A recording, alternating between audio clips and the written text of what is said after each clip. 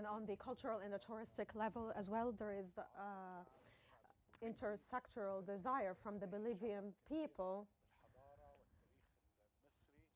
to visit Egypt because they have a lot of passion towards the Egyptian history. And in fact, we always welcome them as dear guests in Egypt. As well, we have spoken about,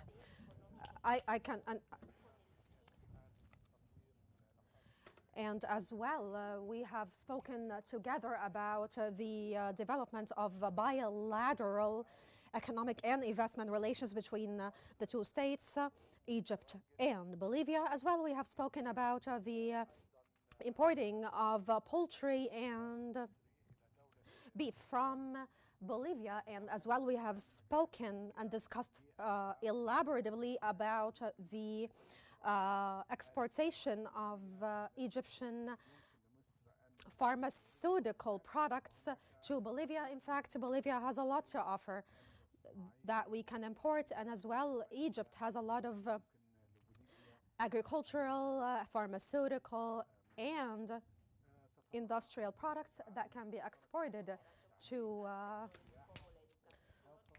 Bolivia.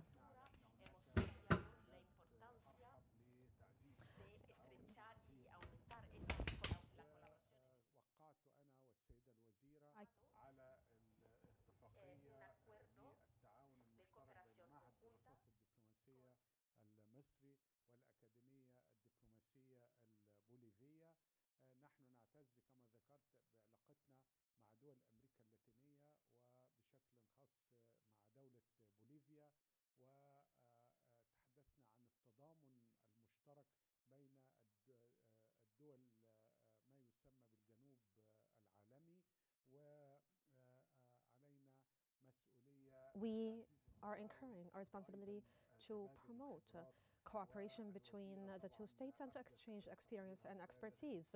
And Her Excellency the Minister has expressed its admiration over all the mega achievements that she witnessed here in the new administrative capital under the rule of President al-Sisi. And we have as well spoken about the touristic cooperation between the two states. As well, during the deliberations between myself and Her Excellency the Minister, there was a lot of deliberations regarding dual standards enacted by a lot of states in the international community as that relates to the grand offensives in the Gaza Strip and in Lebanon as well. And these offensives destabilize the entire region and the whole world as well. We have as well spoken about the Bolivian stances that are actually quite advanced and that support the guaranteeing of human rights for the Palestinian people. And in fact, Bolivia has always been a state that gives due care to human rights, specifically as that relates to the Palestinian people and their right of self-determination and their right to establish the Palestinian independent state on the according to the items of the borders of 1948. As well, we have had some deliberations regarding some international events, and in fact, Egypt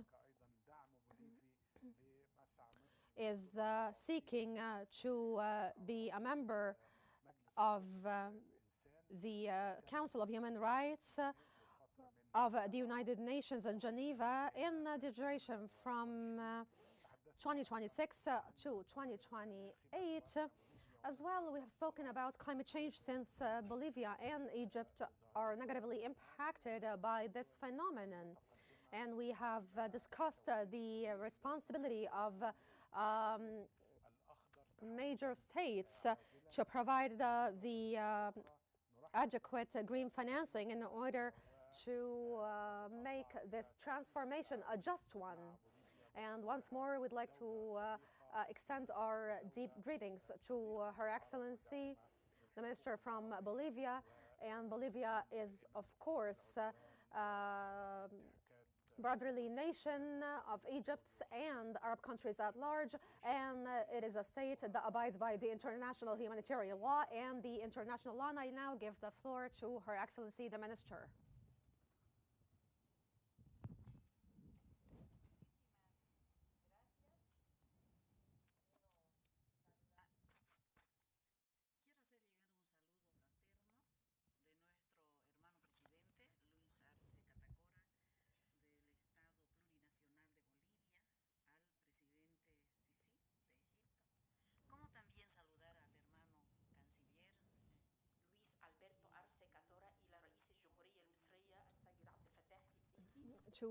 I'd like to extend my deepest thanks to the President of the Arab Republic of Egypt, President Abdel Fattah Sisi. I would like to as well thank all the media professionals attending this press conference. In fact, today's meeting was quite a fruitful one.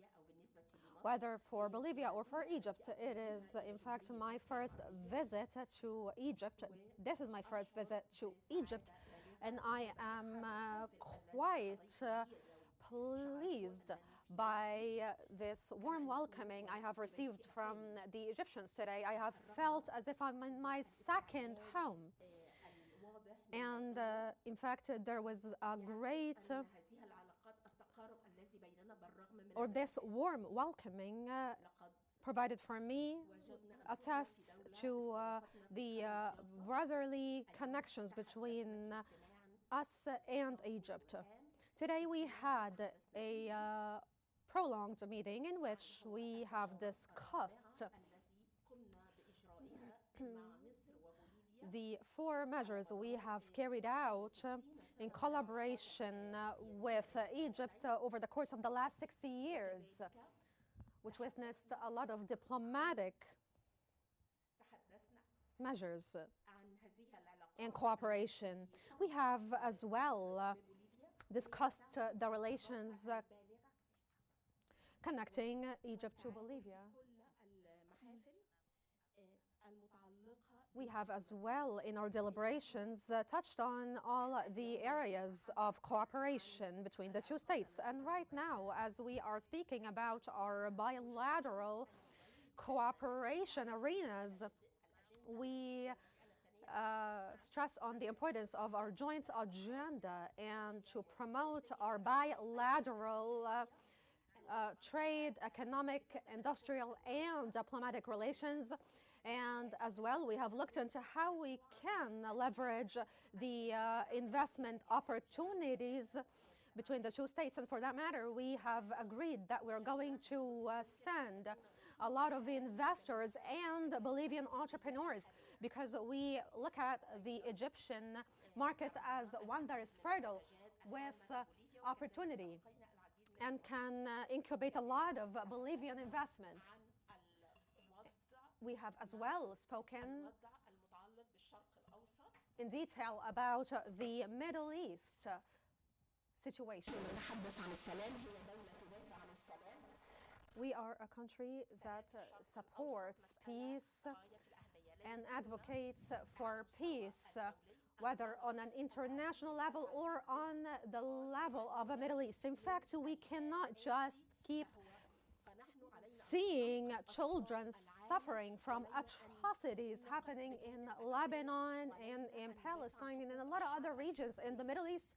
And so for that matter, we actually back the Palestinians up with all we have, but still this issue is not just unfolding in Palestine, but in fact, there are a lot of wars that are not right now outbreaking in a lot of other hot zones in the Middle East. And for that matter, we have to work in a consolidated manner, and we as well have to advocate for our bilateral and to maintain our bilateral relations, because Bolivia, of course, is a state member or a member state of the G20, and we believe that the support provided by Bolivia to Egypt in order to help it to overcome the cascading challenges it is facing,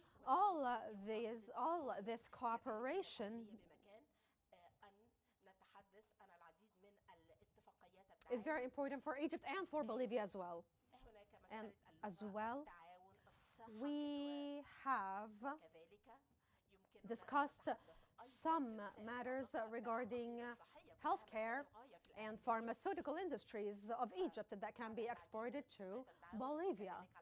We have signed some cooperation agreements. In fact, there is an agreement between the Egyptian Diplomatic Institute and the Bolivian Academy, and that was signed. And so we believe that this cooperation between the two states is something quite necessary, and maintaining this cooperation is something quite feasible for both states. As well, we have had some deliberations and discussions regarding the subject of tourism. I was impressed, to say the least, by some touristic sites that I have visited over the last few days. And so it is greatly important for the two states to recalibrate the values of the Inca, like the Inca civilization in Latin America, and as well the Pharaonic civilization. And so there can be a lot of common grounds between these two civilizations, and for that matter, we have to strengthen our cooperation in the subject of tourism. We perceive that our bilateral cooperation is quite necessary in order as well to advocate for human rights. I would like once more to reiterate and thank His Excellency President Abdel Fattah Sisi and His Excellency the Egyptian Minister of Foreign Affairs for establishing, I would like to as well, for hosting me, and I would like to thank His Excellency President Abdel Fattah Sisi, the President of the Arab Republic of Egypt, for establishing this enormously impressive new administrative capital that I have been quite impressed by, to say the least. And so I would like to reiterate once more and say that we're more than ready to maintain the cooperation between ourselves and the Egyptian side. I would like to as well clarify something, that it is the Bolivian people that wish to engage in cooperation in long-term consolidation with the Egyptian side and with states of the global south. I'm not just talking about us officials being interested in maintaining this kind of cooperation, because our positions can change all the time and we're not here forever. But definitely with the cooperation of the peoples and the consolidation of the peoples of the global south, a lot of global south cooperation can take place in a number of different arenas. Thank you so much for listening intently. Thank you so much, my dear brother, Minister of Foreign Affairs of Egypt.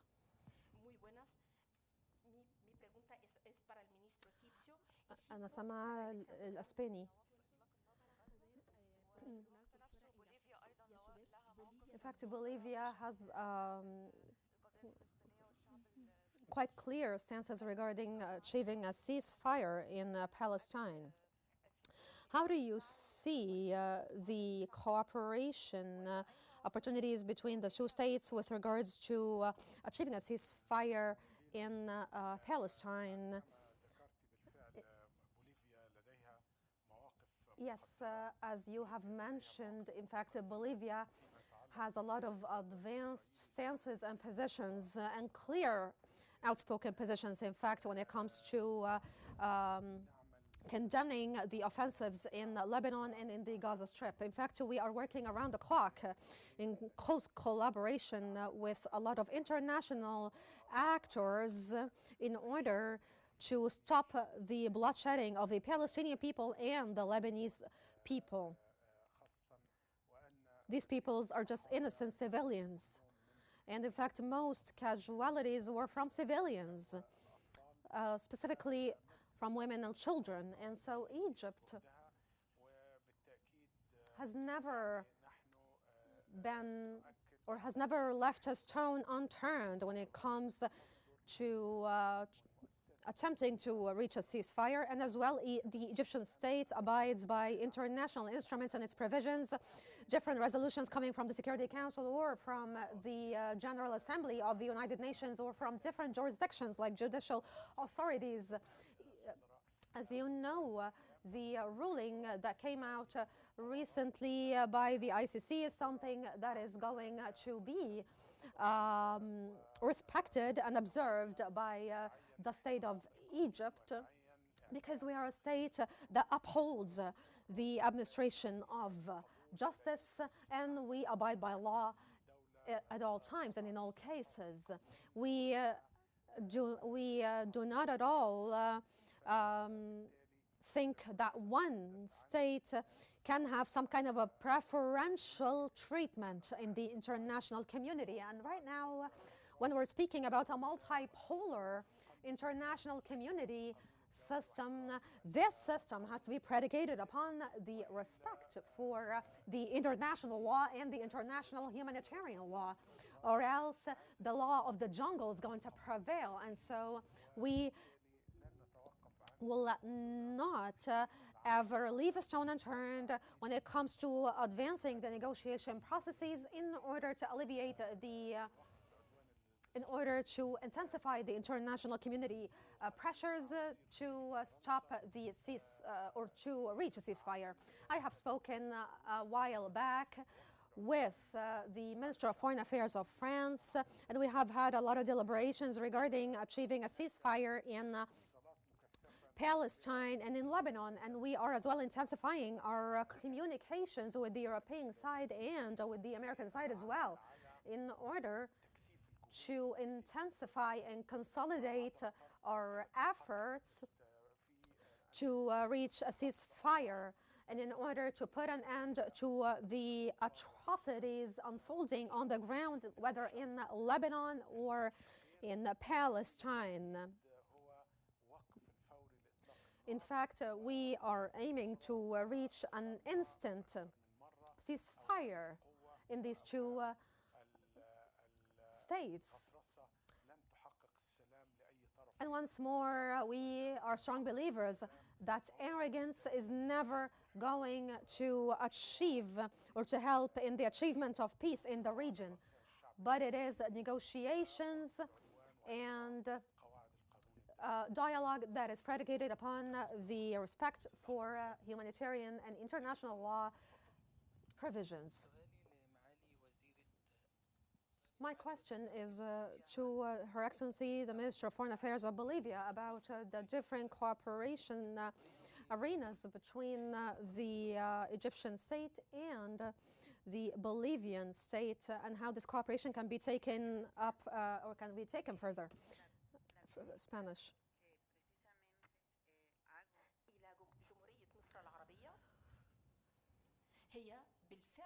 In fact, my visit to the Arab Republic of Egypt is a part and parcel of the industrial, pharmaceutical, trade, and diplomatic cooperation agenda. Egypt has a lot of resources that we can leverage, of course, and as well we have some strategic minerals that we can export to Egypt. And as well, our country is abundant in lithium. And this is a very important and strategic element or mineral that can be utilized in different means of new and renewable energy, right? You know, lithium as a mineral is eco-friendly as well. We are a country that is afflicted by climate change. We have surging temperatures. We have as well a lot of cascading flood waves and fire outbreaks.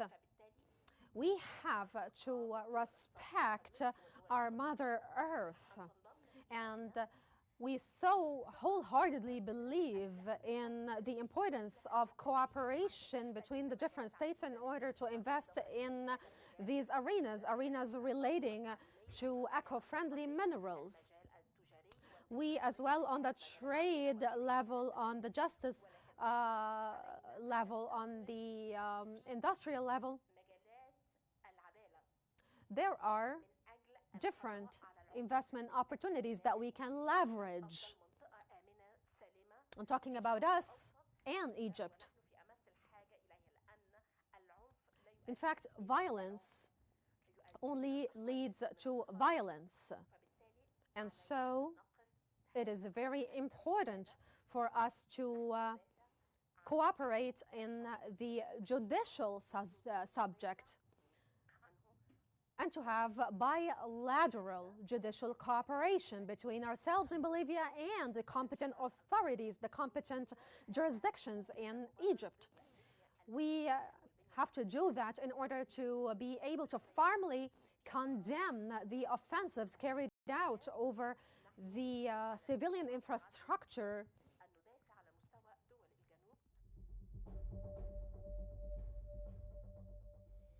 We were in a live broadcast of a press conference with Egypt's Foreign Minister Badr Abdelati and his Bolivian counterpart, and now we begin our special coverage.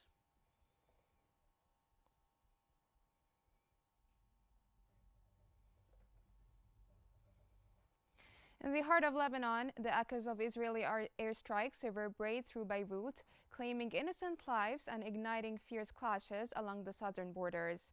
Hezbollah stands firm, resisting Israeli advances near Qnews, while global powers, including the United States envoy Amos Hochstein and European Union's Josep Borrell, race to avert further escalation. The Middle East is once again on the brink. Welcome to our special coverage.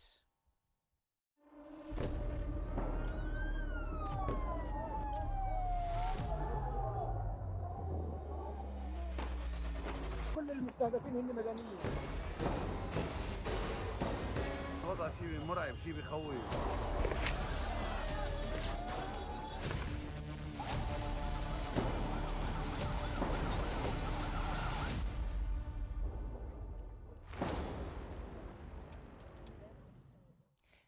An Israeli airstrike has hit a beach in Tyre, southern Lebanon, killing 2 and injuring 1. Earlier today, Israeli strikes targeted Beirut's southern suburbs after a morning evacuation alert. An unannounced strike also hit Beirut's Basta neighborhood, causing significant destruction.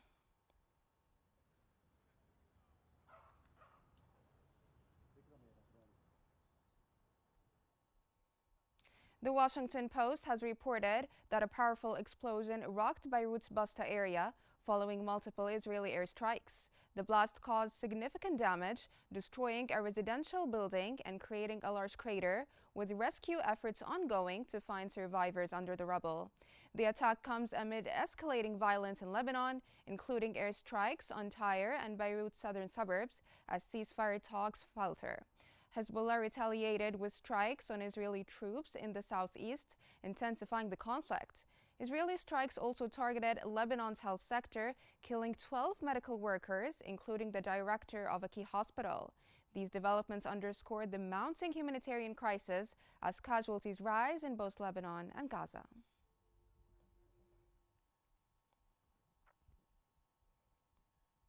As the region faces unprecedented challenges, particularly in Lebanon and Gaza, we'll dive into the latest developments in Lebanon. From the escalating war in Gaza to the delicate situation in Lebanon, we are joined by Robert Rabel, a professor of political science at Florida Atlantic University, who joins us from Florida. Sir, welcome to Q News. We're glad to have you with us to know your inputs on the matter. So first off, thank you for having me. Thank you, sir, for joining us. First off, how does the recent deadly airstrike in central Beirut further complicate the ceasefire negotiations led by international powers? Well, this is not the first time Israel has hit certain areas outside the stronghold of Hezbollah or outside the southern suburbs of Beirut. Israel policy has been consistent in that it is targeting the leaders of Hezbollah. And from the reports now coming and what I read, they were targeting a Hezbollah leader, a military leaders in Al-Basta neighborhood of Beirut. And this is what's happening. It's sad and tragic, and it's coinciding with the negotiation. But I don't think Israel is gonna stop now or tomorrow from targeting Hezbollah military leader or some political leaders as well. Now, sir, alongside the continuous airstrikes we're witnessing on Lebanon, I want to shed light on the Qiyam area because we're witnessing a persistence from the occupation forces to implement a ground invasion operation on this area. Why this area? Why has it become a focal point for the Israeli occupation forces? Well, as a matter of fact, if you look at the advances that Israel is making in the south of Lebanon, it's going, north toward Tyre. It's on the coast. It's very important, but also going toward the Qiyam. Qiyam is a very important town or city because it leads to the Bekaa, to the western Bekaa. It leads to Hasbaya. And of course, it leads to the Litani River. And I think, and I'm no military analyst, but I think that Israel is going there to make sure that it will clean up all the area from their border to the Litani River. And this is what I think it's happening. And also, mainly to sever the contact between Al-Qiyam, Hezbollah, and certain area in the Bekaa where you have Hezbollah leaders, mainly the militant of Hezbollah. Now, following this deadly airstrike on central Beirut, how do you assess the role of U.S. envoy Amos Hochstein in mediating the ceasefire negotiations between Israel and Hezbollah? Well, it's ongoing. There is certain points of disagreement, especially regarding the issue of Israel intervention in the event there is violation of the proposed agreement. And it is ongoing. I know that Amos Hochstein has left and he's in the United States now, and he's gonna go back. And mainly, I think myself that an agreement, it's gonna happen, but I don't think it's gonna happen now. And why I say that? Because what's happening on the ground does not reflect really the gist of the negotiation between Israel and Lebanon. Israel is very much interested in dismantling Hezbollah. And I would say that it is south of the Litani River and north of the Litani River. And I don't think Hezbollah is going to stop while Hezbollah is going to maintain a capability to fire rockets at Israel. This is my view. So yes, you have negotiation. The negotiation, they are going to continue. You have 80% have been agreed upon. But really the gist of the matter is, the heart of the matter is Hezbollah's capability and his ability to fire at Israel today and tomorrow. This is where Israel somehow is not going to agree now. Unless Hezbollah has been dismantled and unless the Lebanese army, impose its authority, not only in south of Lebanon, but in most of Lebanon.